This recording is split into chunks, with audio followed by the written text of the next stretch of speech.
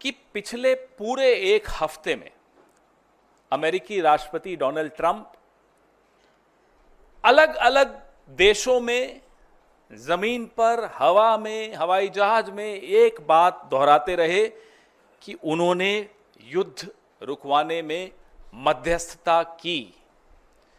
उन्होंने एक बहुत खौफनाक बात भी बोली कि उन्होंने भारत को व्यापार रोकने की धमकी देकर युद्ध रुकवाया। This is a very dangerous comment coming from the American President Donald Trump, that he threatened India, that he'll stop trade with India if the war doesn't stop. तो सिंदूर का सौदा होता रहा, प्रधानमंत्री चुप रहे। विदेश मंत्री के मुंह से एक शब्द नहीं निकल रहा, एक शब्द नहीं निकल रहा, दोनों के मुंह से नहीं निकल रहा।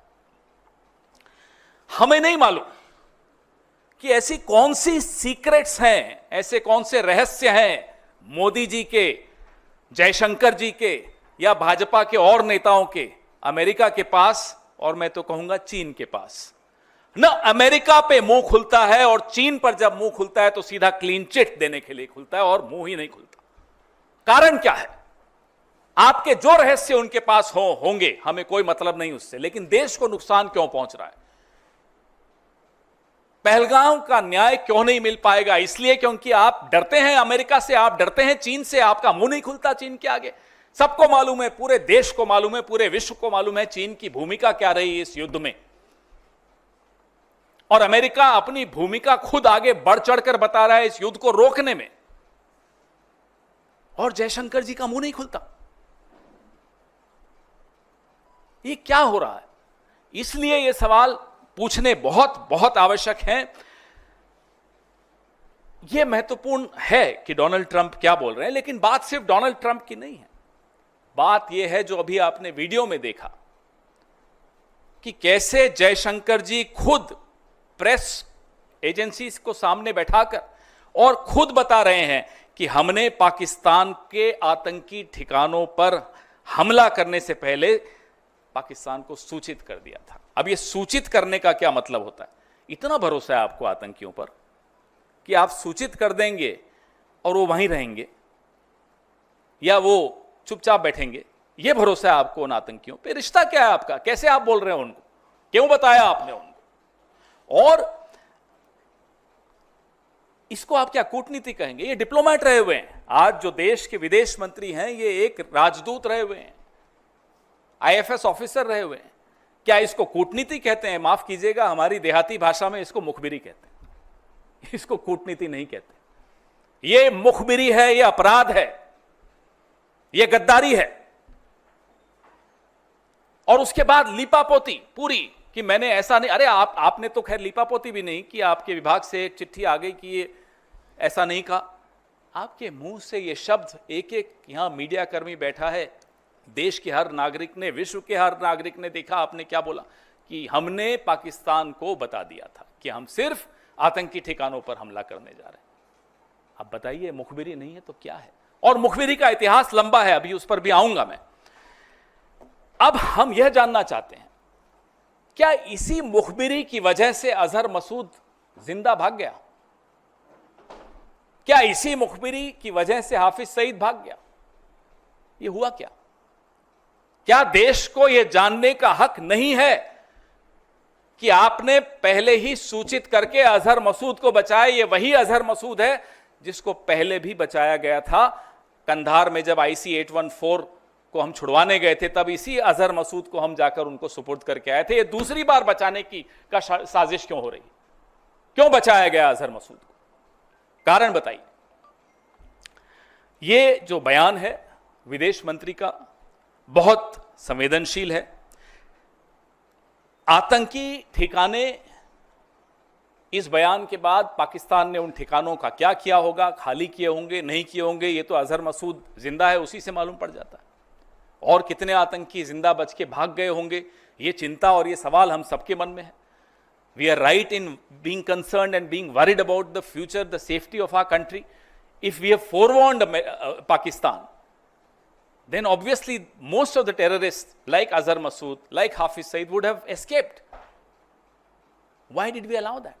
That's a question, that's a concern which every single Indian faces today. And the minister and the prime minister must open their mouth and come out clean.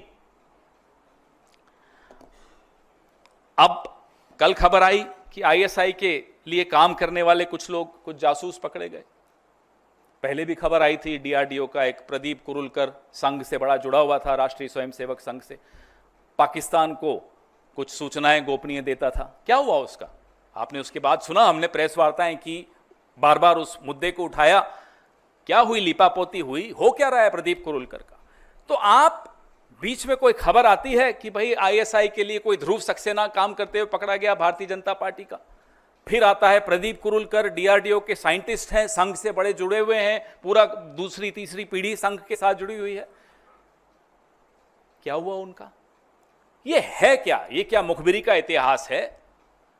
ये क्या रिश्ता है आपका पाकिस्तान के साथ? ये हमें जानना जरूरी है, देश को जानना जरूरी, क्योंकि आज आप तमाम संस्थाओं पे कब्जा किए बैठे हैं, इसलिए ये जानना जरूरी है। नरेंद्र मोदी जी जब मुख्यमंत्री थे गुजरात के, तो एक लाइन बड़ी अच्छी बोलते थे, जो आज के लिए बिल्कुल उपयुक्त है, कि समस्या बॉर्डर पे नहीं है, समस्या दिल्ली में है। उसी समस्या के बारे में आज हम आपसे चर्चा कर रहे हैं कि ये समस्या दिल्ली में है, जो पाकिस्तान को पहले ही सूचित कर देती है कि पाकिस्तान हम आ रहे हैं, थोड़ा देख लेना।